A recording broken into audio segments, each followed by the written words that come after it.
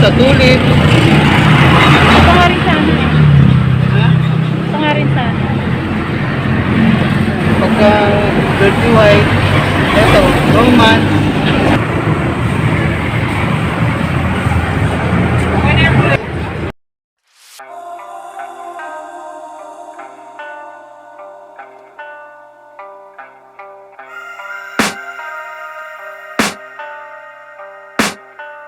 I can hear the demons call when they do what they do. And now I feel like taking off, find a place with a view. The pain is never gonna stop if it's controlling you. I know that time can heal it all, I just gotta get through. I just gotta get through, I just gotta get through. Cause I feel like taking off, find a place with a view. The pain is never gonna stop if it's controlling you. I know that time can heal it all, I just gotta get through. Sometimes I feel like all is lost, but I know it's not true. I wanna put up all my walls cause I'm not in the mood, but then I cut myself off from the rest of the room. I know that time can heal it all if you're patient and soon. It can all be worth it, all the searching. Pain is never really permanent, but damn it hurts, man. I could feel all of the turbulence and it's concerning. I've been searching for a purpose, I hope it's worth it. This society is really trying me. Ain't no hide and seek, I hide to be far from anxiety. I need my space, I need my privacy. I need some silence, please, you're all too loud. You don't speak quietly, opinions violently thrown across every surface. It makes me nervous, is the world honestly burning? That's all I'm learning. Hope that we can make a turn and start reversing all our minds and put the work in. We got some work, man.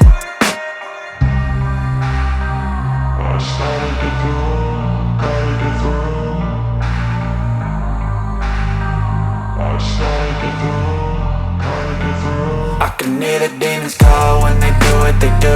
And now I feel like taking off, find a place with a view. The pain is never gonna stop if it's controlling you. I know that time can heal it all, I just gotta get through. I just gotta get through, I just gotta get through. Cause I feel like taking off, find a place with a view. The pain is never gonna stop if it's controlling you. I know that time can heal it all, I just gotta get through. I just gotta get through. Gotta get through this, life is a nuisance, tie up some loose ends. I try to be human, find a solution, my evolution. A place like this, it didn't exist, we made it like this. So you can go pick the bad or the good, got a glass halfway. I know, it's easier to hide than just to lay low. Not everyone.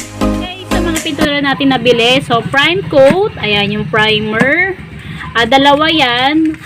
Ang presyo niyan is, so yung ganito is 320.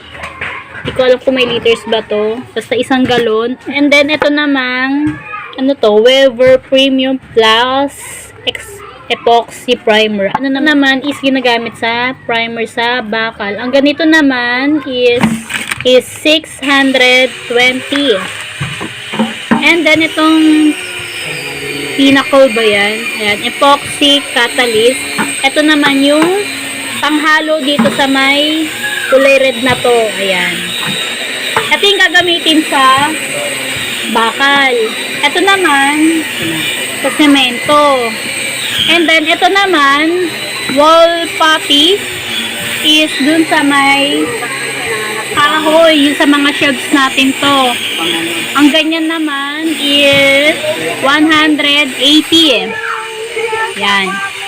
And then, ito yung mga liha-liha. Ano to, 15 ang isa. So, 10 piraso yung binili namin.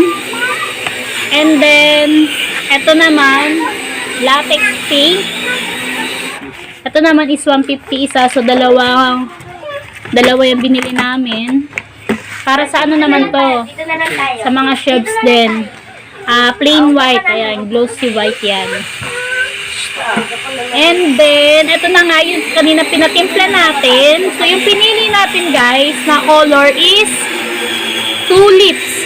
Tulip color. Ang ganito naman, isang galon is 560. So, ito yung top coat natin. Ito yung magiging kulay natin sa tindahan, magiging kulay natin sa mga pader. Ayan, tulip. Parang ano siya eh. Tawag dito. Basta, makikita nyo yung kulay niya. Tapos, yung mga roller lang. Ayan, yung ganitong roller is 80 pesos. And then ito, Ayan, 50 pesos. So, tunghayan nyo yung, bakit walang ganito to? Natanggal. Yung magiging kalalabasan ng kulay ng ating tindahan. So, worth ano yun guys, lahat is 3,190. Ayan. Alright? Alright. So, alright yun. Pakita ko sa inyo yung napinturahan na. Ano, primeran na. Ayan. White color sa kisame. Ayan. Finish na yung kisame, no? Ayan. Tapos na yung kisame, guys.